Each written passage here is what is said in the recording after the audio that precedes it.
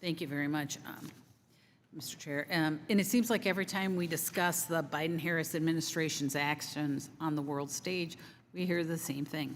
The Biden administration keeps walking away from discussions where America's voice is needed and we should be an active participant. I hear it from agricultural producers across my district. I hear it from manufacturers in my district. And today, we're here to talk about the administration's failure to protect U.S. interests in our digital economy.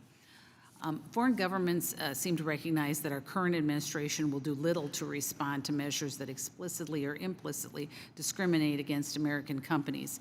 In some cases, government agencies like the Federal Trade Commission are even sending American officials to help implement policies that directly undermine America's leadership and innovation. Mr. Atkinson, what sort of impact does that have on other countries considering similar barriers? Thank you, Congresswoman. Historically,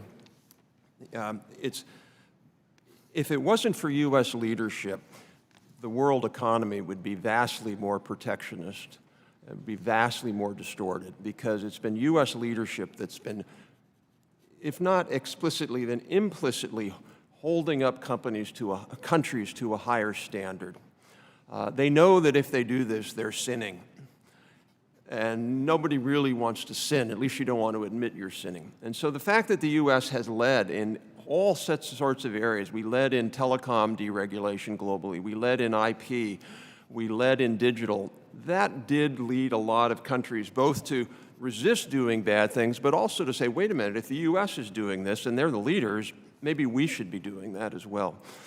And what's so troubling, I think, about USTR's decision, and by the way, I would add, that was really a unilateral decision. Both state and commerce, in my understanding, did not support that decision.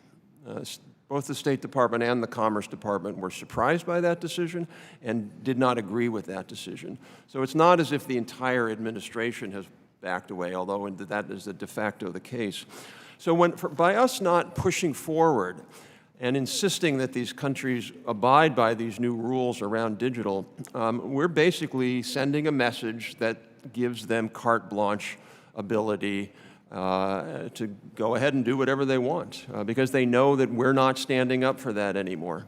And if we're not standing up for it, why would they bother to take the political risk in their own countries to stand up for that? Thank you very much.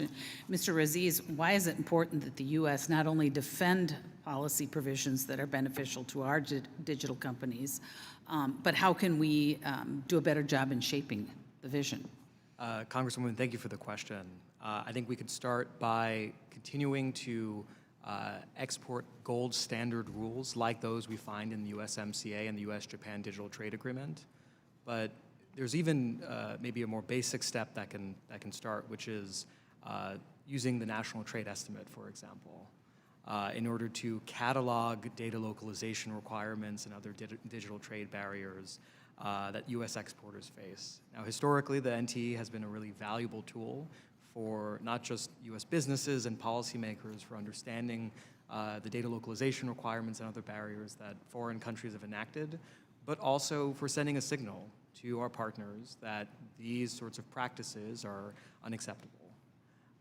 Unfortunately, the most recent NTE, I think we saw about 70% drop in the data localization requirements that were referenced and about 80 barriers that were removed from the report altogether. Now, unfortunately, those barriers didn't disappear. They're still there, and they're still challenging U.S. exporters. So I think even a basic step, such as fulfilling the congressional mandate around the National Trade Estimate, would be a good place to start. Thank you very much. And Dr. Welch, I'm so sorry, I'm running out of time, but you talked a little bit about, I believe with Mrs. Delbeni, about what would happen with the overregulation, and I just was wondering if you had anything to add to that. She was, I think, asking specifically about some things, but I was generally, with this overregulation, what does that do for your company?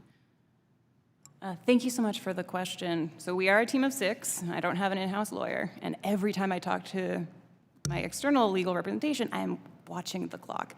Overregulation means that we will rely on him even more, and that's a big burden on us. It is not a big burden on the likes of Google or Meta. They are drowning in lawyers. Thank you very much, and we made it. I had 2 seconds left. Thank you so much. I yield back.